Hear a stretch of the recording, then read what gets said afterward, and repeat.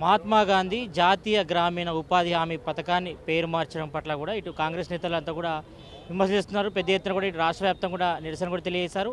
మరి వికసిత్ భారత్ జీ రామ్జీ పేరుగా కూడా జాతీయ గ్రామీణ ఉపాధి హామీ పేరు కూడా మార్చారు.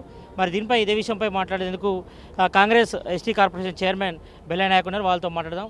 అనే చెప్పండి, ఇప్పటికే ఇటు కేంద్ర ప్రభుత్వం బిల్లు కూడా పాస్ చేసింది. జీ రామ్జీ పేరు కూడా మార్చారు, జాతీయ గ్రామీణ ఉపాధి హామీ పేరును. మీరు ఇందులో ఎందుకు వ్యతిరేకిస్తారు? ఓన్లీ గాంధీ పేరు మార్చాలని వ్యతిరేకిస్తారా, లేకపోతే కొలాప్స్గా ఈ పథకం యొక్క ఉద్దేశం ఏంది? ఏమేమి చేంజెస్ చేయబోతుంది సెంట్రల్ గవర్నమెంట్?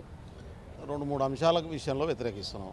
ఒకటి, గాంధీ పేరును మార్చడానికి కూడా వ్యతిరేకిస్తున్నాం. పాత చట్టాన్ని రద్దు చేసి ఆ ప్లేస్లో కొత్త చట్టాన్ని తీసుకొచ్చారు. చట్టంలో మార్పులు తీసుకురాలే వాళ్ళు. మొత్తం పాత చట్టాన్ని రద్దు చేసి కొత్త చట్టాన్ని తీసుకొచ్చారు. ఆ ప్లేస్లో తీసుకొచ్చిన చట్టం, పాత చట్టం మహాత్మా గాంధీ పేరు మీద ఉంది, కొత్త చట్టం నాథూరామ్ గాడ్సే పేరు మీద ఉంది. రామ్జీ పేరు కాదు అది. రామ్జీ అనే పేరు నాథూరామ్ గాడ్సే పేరును ఆర్ఎస్ఎస్ అంతర్గతంగా మాట్లాడుకునే పేరు. రామ్జీ పేరుతోనే ఆయన పిలుస్తారు వాళ్ళు. ఇది వాస్తవం. ఇది బయట ప్రపంచానికి తెలియదు, తీసుకుపోవాలని మిమ్మల్ని కోరుతూ ఉన్నాను. అంటే గాంధీని చంపిన నాథూరామ్ గాడ్సే పేరుతో కొత్త చట్టాన్ని తీసుకురావడం అంటేనే ఆర్ఎస్ఎస్ ఆలోచన దృక్పథం ఏందో భారత ప్రజలు అర్థం చేసుకోవాలి. నంబర్ 1. కొత్త చట్టంలో పాత చట్టం పేదల్ని బలోపేతం చేసి ప్రజాస్వామ్యబద్ధమైనటువంటి హక్కులు సాధించుకొని వాళ్ళు కూడా ఆత్మగౌరవంతో బతికేటటువంటి చట్టం పాత చట్టం. కొత్త చట్టం ఏంది? హక్కులు లేకుండా మేము వేసే భిక్షకు వేస్తాం, దానికి మీరు ఆధారపడి బతకాలి. పాత చట్టం ఏంది? రూరల్ ఏరియాలో ఉన్న ప్రతి గ్రామంలో ఉన్న పేదవాడు డిమాండ్ చేసేటటువంటి చట్టం, నాకు పని కావాలని. కొత్త చట్టం ఏంది? కేంద్ర ప్రభుత్వానికి నచ్చిన గ్రామాల్లో మాత్రమే వాళ్ళు పెట్టవన కాడనే ఆ పథకాన్ని అమలు చేస్తారు. అన్ని గ్రామాల్లో అమలయ్యే చట్టం కాదు ఇది. తనకు నచ్చిన కాడ, బీజేపీకి నచ్చిన కాడ అమలు చేసుకుంటుంది, ఆర్ఎస్ఎస్ నచ్చిన కాడ అమలు చేస్తుంది, నచ్చిన వాళ్ళకే పనిస్తుంది. అంటే ఇక్కడ పేదలందరూ కూడా ఎవరైతే వాళ్లకు బానిసలుగా మారతారో, వాళ్ళ గతంలో మనుధర్మశాస్త్రంలో చాతుర్వర్ణ వ్యవస్థలో భిక్షగాళ్ల లెక్క బతికినటువంటి ప్రజలే ఉన్నవాళ్ళను మళ్ళీ భిక్షగాళ్ళుగా మార్చేటటువంటి ప్రయత్నం. పాత చట్టంతో 29 కోట్ల మంది ఈ దేశంలో దరిద్ర రేఖ దిగువ నుంచి పైకి వచ్చారు. మళ్ళీ పేద వర్గాన్ని దరిద్ర రేఖకు దిగువగా నెట్టేటటువంటిదే కొత్త చట్టం. పాత చట్టం కేంద్ర ప్రభుత్వమే డైరెక్ట్గా నిధులు 100% ఇచ్చేటటువంటి పరిస్థితి ఉంది.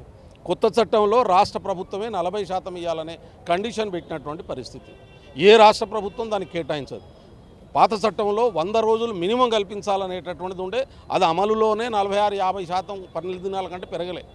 కానీ కొత్త చట్టంలో 125 రోజులు పెడుతున్నాం అనేటటువంటి ప్రతిపాదన పెట్టి పాత చట్టంలోనే 100 రోజులు పని కల్పించినప్పుడు కొత్త చట్టంలో అమలయ్యే అవకాశమే లేదు. పాత చట్టం అన్ని గ్రామాలకు ఉన్నదాన్ని కొన్ని గ్రామాలకు పరిమితం చేసేటటువంటి కుట్ర. పాత చట్టంలో అడిగినటువంటి వాడి హక్కు అయింది, ఇప్పుడేం బిచ్చమెత్తుకునేటటువంటి పరిస్థితికి నెట్టడం అంటే ఒక రకంగా భారత రాజ్యాంగ స్ఫూర్తి, బాబాసాహెబ్ అంబేద్కర్ చెప్పినటువంటి స్ఫూర్తిని విధ్వంసం చేసి మళ్ళీ మనుధర్మాన్ని, చాతుర్వర్ణ వ్యవస్థను రీఎస్టాబ్లిష్మెంట్ చేయడం కోసమే ఈ చట్టాన్ని తీసుకొచ్చారు. మధ్యతరగతి వర్గం ఉద్యోగాల ద్వారా గౌరవంగా బతికే పరిస్థితి, ఆ మధ్యతరగతి వర్గాన్ని బలహీనపరిచిండ్రు. మధ్యతరగతి వర్గం పేదవర్గంగా మారుతుంది, పేదవర్గం బానిసలుగా మారుతున్నారు. తద్వారా చీప్ లేబర్ తయారై కార్పొరేట్ కంపెనీలుగా ఫ్రీగా పనిచేసేటటువంటి ఒక సెక్షన్ను తయారు చేసేటటువంటి విధానాన్ని భారతదేశంలో 1950 జనవరి 26 కంటే ముందు రాజుల కాలంలో ఎట్లయితే ఉందో అదే వ్యవస్థను మళ్ళీ రీబిల్డ్ చేసేటటువంటి పనిని బీజేపీ చేస్తూ ఉంది. కాబట్టి ఇది మొత్తం ఈ దేశంలో ఉన్నటువంటి పేద వర్గాలన్నీ కూడా అలర్ట్ అయి కొట్లాడి హక్కును కాపాడుకోవాల్సినటువంటి అవసరం ఉంది. బీజేపీ అసలు రూపాన్ని అర్థం చేసుకోవాల్సినటువంటి అవసరం ఉందని చెప్పి కోరుతాం. అంటే ఇది రాష్ట్రాలకు చాయిస్ ఉంటుందా, లేకపోతే సెంట్రల్ గవర్నమెంట్ కంపల్సరీ ఈ స్కీమ్ని మీ రాష్ట్రంలో ఇంప్లిమెంట్ చేయాలంటుందా? రాష్ట్రాలు ఏ ఊర్లో అమలు చేయాలనేటటువంటి నోటిఫై చేసినటువంటి విలేజ్ల లిస్టు కేంద్ర ప్రభుత్వమే ఇస్తుంది. మీకు ఎగ్జాంపుల్ చెప్తా నేను. ఇప్పుడు కొన్ని పథకాలు కేంద్ర ప్రభుత్వానికి సంబంధించినటువంటి పథకాలు అమలవుతున్నాయి. అందులో ఫిషరీస్ డిపార్ట్మెంట్కు సంబంధించినటువంటి డిపార్ట్మెంట్లో కొన్ని పథకాలను కేంద్ర ప్రభుత్వం నేరుగిస్తుంది. ఏ ఊర్లో ఆ పథకాన్ని అమలు చేయాలనే లిస్టు ఆల్రెడీ ఫిషరీస్ డిపార్ట్మెంట్ దగ్గరికి కేంద్ర ప్రభుత్వం పంపించింది. అంటే ఆ ఊర్లో మాత్రమే ఆ పథకం అమలవుతుంది, అంతటా కాదు. ఇది చాలామందికి అర్థం కావట్లేదు. అట్లాగే ఆల్రెడీ ఆ పని మొదలుపెట్టారు. రాష్ట్ర ప్రభుత్వాలను డమ్మీ చేసి డైరెక్ట్గా కేంద్ర ప్రభుత్వమే పథకాలని మానిటర్ చేస్తున్నది చీఫ్ సెక్రటరీ ద్వారా. ఇట్లా మహనీయుల జయంతి కూడా మొదలుపెట్టారు. మొన్నటి బిర్సా ముండా జయంతి జరిగింది, 150వ జయంతి. ఏ ఊర్లో ఏ ఏరియాలో జరపాలి, ఎట్లా జరపాలనే గైడ్లైన్స్ కేంద్ర ప్రభుత్వం ఇచ్చింది. అట్లా ఇవ్వడానికి వీల్లేదు. అట్లా ఇవ్వడానికి వీల్లేదు. అట్లా ఇచ్చినటువంటి పరిస్థితి ఉంది. అంటే రాజ్యాంగ స్ఫూర్తిని ఆల్రెడీ తూట్లు పొడిచి సెంట్రలైజేషన్ ఆఫ్ అడ్మినిస్ట్రేషన్ దిక్కు కేంద్ర ప్రభుత్వం కేంద్రీకృతమైనటువంటి నిర్మాణం దిక్కు తీసుకుపోతుంది. ఆల్రెడీ మరింత స్పీడ్గా పెంచేటటువంటి పని ఈ చట్టం ద్వారా చేసినటువంటి పరిస్థితి. ఇప్పటికి ఇటు పార్లమెంట్లో కూడా బిల్లు పాస్ చేశారు కదా, దీని మీద ఎట్లా ఫైట్ చేయబోతున్నారు మీరు? ఏ రకంగా ప్రజల ముందుకు పోబోతున్నారు? ఈ విషయంపై స్పష్టంగా ఎట్లా చెప్పబోతున్నారు? ఇప్పటికే కేంద్ర పార్టీ డైరెక్షన్ ఇచ్చింది. ఇప్పటికి మా ఎస్సీ ఎస్టీ బీసీ మైనార్టీ డిపార్ట్మెంట్ల చైర్మన్ కొప్పుల రాజు గారు ఇవాళ వచ్చి ప్రెస్ కాన్ఫరెన్స్ పెట్టారు. ఇక్కడ మీరు చూశారు. మొత్తం దేశవ్యాప్తంగా ప్రజల్ని చైతన్యవంతం చేయడం, పాత చట్టానికి కొత్త చట్టానికి మధ్య ఉన్నటువంటి తేడాను ప్రజలకు అర్థం చేయడం, బీజేపీ అసలు రూపాన్ని ఇవాళ ప్రజలకు అర్థం చేయడం, తద్వారా ప్రజాస్వామ్యాన్ని రాజ్యాంగబద్ధంగా వచ్చే హక్కుల్ని కాపాడుకొని గౌరవంగా బతికే పరిస్థితికి రావడం కోసం, పాత చట్టాన్ని రిస్టోర్ చేయడం కోసం, ఫైట్ చేయించడం కోసం ప్రజల్ని సన్నద్ధం చేయడం మా బాధ్యత. ప్రతిపక్ష పార్టీగా దేశవ్యాప్తంగా పనిచేస్తూ ఉంది. అన్న మీరు చెప్పండి, ఈ పథకంలో ఎలాంటి లూప్ హోల్స్ ఉన్నాయి, ఎలాంటి ఇబ్బందులు ఉన్నాయి జనాలకు కానీ ఇటు పబ్లిక్ కానీ, ఏం చెప్పదలుచుకున్నారు? ఇప్పుడు మా బెల్లన్న మొత్తం చెప్పిండు. అనేది అరిచేతులు అడ్డం పెట్టి సూర్యుడిని ఎట్లా ఆపలేమో, ఈ ఉపాధి హామీ పథకంలో గాంధీ గారి పేరు తీయడము ఆపలేము. ఏదైతే మా పేదలో పుట్టకూడదామని అనుకుంటున్నారో దాన్ని కూడా మేము కానివ్వము. ముమ్మాటికి 3 వ్యతిరేక చట్టాలు రైతులకు పట్టుకొచ్చారు కదా, ముక్కు విండి ఎట్లయితే ఇలా ముక్కు నేలకు రాపిచ్చి ఏ విధంగా అయితే వాటిని రిటర్న్ తీపించుకున్నామో దీన్ని కూడా రిటర్న్ తీపించే విధంగా దేశవ్యాప్త ఆందోళన చేస్తాం. ఎట్టి పరిస్థితుల్లో చేస్తాం. మహాత్మా గాంధీ గారిని చంపిన పార్టీనే భౌతికంగా చంపి నేడు ఆత్మను కూడా చంపుదామని ప్రయత్నం చేస్తున్నారు. రాను ఏంటంటే మహాత్మా గాంధీ గారి పేరు ఉండొద్దు. మొన్నటిదాకా పార్లమెంటుకు వచ్చి మాకు ఉద్యోగాలు ఇవ్వరా అని అంటేనేమో నెహ్రూ గారి మీద మాట్లాడతారు, వందే మాతరం మీద మాట్లాడతారు. వీళ్ళకి ఇవే పనులు తప్ప దేవుళ్ళు, జెండాలు, గుండెలలో మాకు రాముడు ఉంటాడు, వీళ్ళు జెండాలలో రాముడిని పెట్టుకొని ఓట్లాడుకునే బిచ్చగాళ్ళు.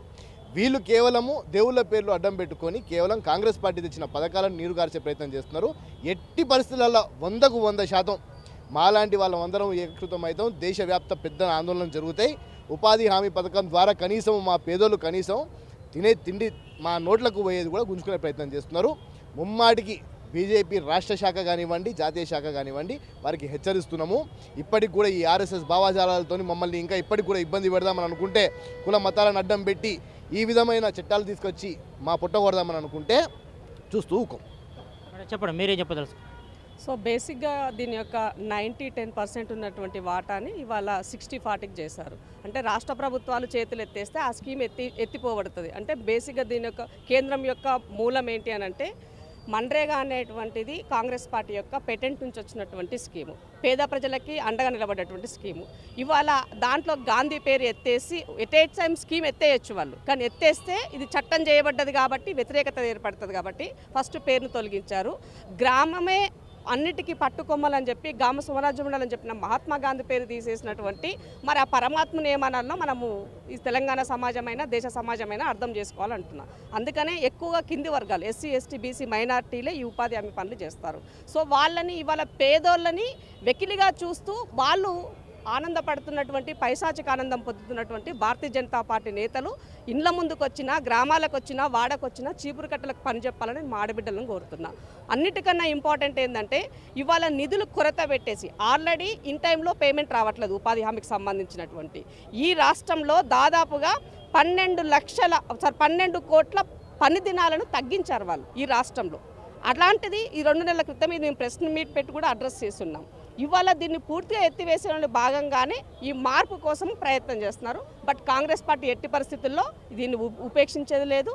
ఇది పేదల పక్షాన ఉన్నటువంటి పేదల స్కీము, పేద వర్గాలను ఆదుకునేటువంటి స్కీము, ఆకలి చావులు లేకుండా ఉండాలని తెచ్చినటువంటి స్కీమ్ కాబట్టి 100% దీనిపైన మా పోరాటం ఉంటుంది. మొదలుపెట్టినాము. మీరు పార్లమెంట్లో సంఖ్య ఉంది కాబట్టి మీరు బుల్డోజ్ చేసినప్పటికీ కూడా రేపు దీనిని ప్రజాక్షేత్రంలో డెఫినెట్గా మీకు ఇది ఉరితాడు కాబోతుందని చెప్పదలుచుకున్నా.